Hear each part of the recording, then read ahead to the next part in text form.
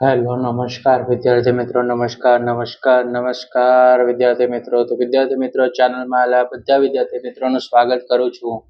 તો વિદ્યાર્થી મિત્રો ચેનલ પર પહેલી વાર આ ચેનલને સબસ્ક્રાઇબ કરી દેજો, બેલ નોટિફિકેશન હિટ કરી દેજો જેથી આવનારી યુઝફુલ વિડીયો તમને ઝડપથી મળી શકે. તો વિદ્યાર્થી મિત્રો આજના વિડીયો સિરીઝ લેક્ચરમાં ચેપ્ટર નંબર 11 છે ઘાત અને ઘાતાંક છે તેના પ્રશ્ન નંબર 1 અને પ્રશ્ન નંબર 2 આજના વિડીયો સિરીઝ લેક્ચરમાં જોશું. તો વિદ્યાર્થી મિત્રો વિડીયોના અંત સુધી બની રહેજો અને વિડીયો પસંદ આવે તો લાઈક, કમેન્ટ અને ચેનલને સબસ્ક્રાઇબ કરી દેજો અને વિડીયો શેર કરી દેજો. તો વિદ્યાર્થી મિત્રો હવે આપણે પ્રશ્ન નંબર 1 જોઈએ કે કિંમત શોધો. બરાબર, પહેલો પ્રશ્ન શું છે? કિંમત શોધવાનો છે. બરાબર, તો આ 2 આપેલું છે, એના પર કેટલી ઘાત આપેલી છે? 6 ઘાત આપેલી છે. બરાબર, રાઈટ. આવી રીતે છે કે 2 ની 6 ઘાત, આને 2 ની 3 ઘાત કહેવાય. બરાબર, અને 4 ની 3 ઘાત. બરાબર, ઘાત એટલે કે જે ઉપરની સંખ્યા છે તેને ઘાત કહેશું. બરાબર, હવે આપણને અહીંયા આપણે એક એક્ઝામ્પલ લીધો કે ઘાત કોને કહેવાય. બરાબર, રાઈટ. હવે ખ્યાલ આવી ગયો. હવે આપણે એની 2 ની 6 ઘાત છે. બરાબર, તો સૌથી પહેલા આપણે લખશું કે 2 ની 6 ઘાત.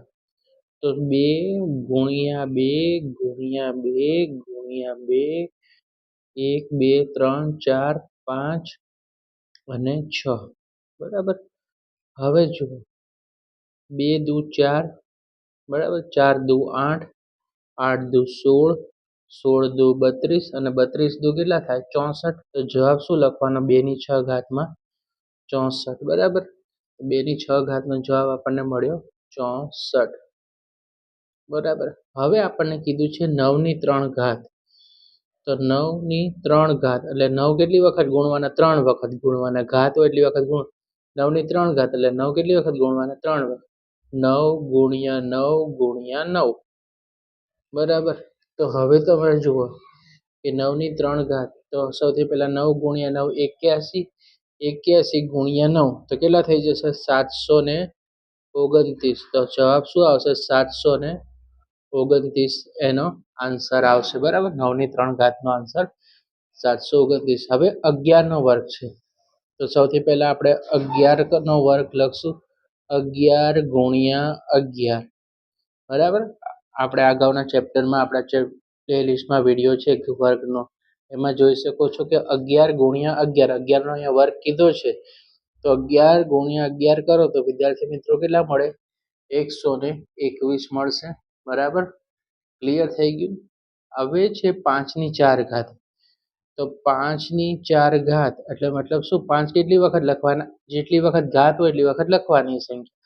5 ગુણ્યા 5 ગુણ્યા 5 ગુણ્યા 5.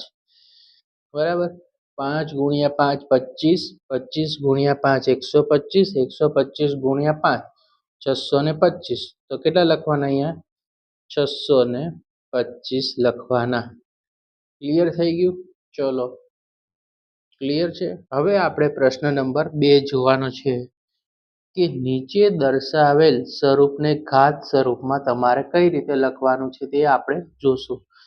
બરાબર, બહુ ઈઝી છે કે 6 ગુણ્યા 6 ગુણ્યા 6 ગુણ્યા 6. બરાબર, તો સૌથી પહેલા આપણે સોલ્યુશન કઈ રીતે કરવાશું? તે સૌથી પહેલા રકમમાં છે જ લખવાનું કે 6 ગુણ્યા 6 ગુણ્યા 6 ગુણ્યા 6 ગુણ્યા 6. તો 6 કેટલી વખત છે? તો કે 1 2 3 અને 4. તો 6 ની કેટલી ઘાત થઈ વિદ્યાર્થી મિત્રો?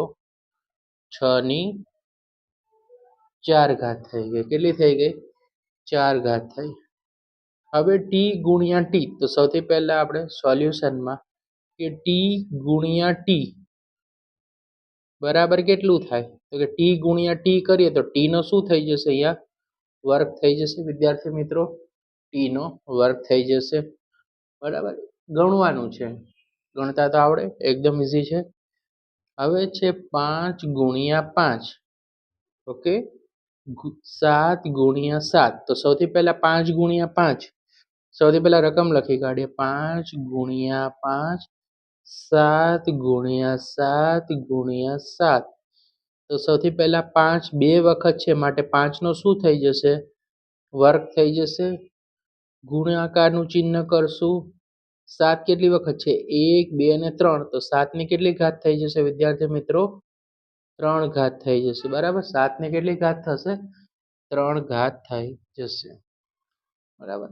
1 2 ને 3. હવે ચોથો છે 2 ગુણ્યા 2 ગુણ્યા a ગુણ્યા a. તો સૌથી પહેલા આપણે રકમમાં છે તે લખીએ 2 ગુણ્યા 2 ગુણ્યા a ગુણ્યા a.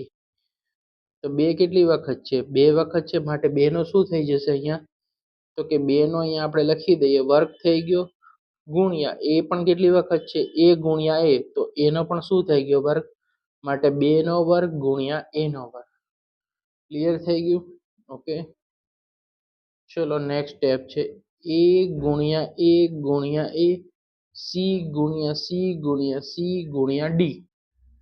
તો સૌથી પહેલા આપણે રકમમાં છે એ ઉતારી દઈએ સોલ્યુશનમાં. a ગુણ્યા a ગુણ્યા a ગુણાકારનું ચિહ્ન c ગુણ્યા c ગુણ્યા c ગુણ્યા c ગુણ્યા d. તો સૌથી પહેલા આપણે કામ કરીશું. a કેટલી વખત છે? તો કે 3 વખત છે માટે a ની કેટલી ઘાત આવશે? 3 ઘાત આવશે ગુણ્યા c ની ગણો 1 2 3 અને 4. તો c ની 4 ઘાત છે માટે c ગુણ્યા કેટલા કરશું? c ની 4 ઘાત. અને d એક જ છે માટે d એક જ વખત લખાશે. તો વિદ્યાર્થી મિત્રો, તમને આ વિડીયોમાં ખ્યાલ આવી ગયો છે. વિડીયો પસંદ આવે તો વિડીયોને લાઈક કરી દેજો, ચેનલને સબસ્ક્રાઈબ કરી દેજો અને સ્ક્રીનશોટ પાડી લેજો વિદ્યાર્થી મિત્રો.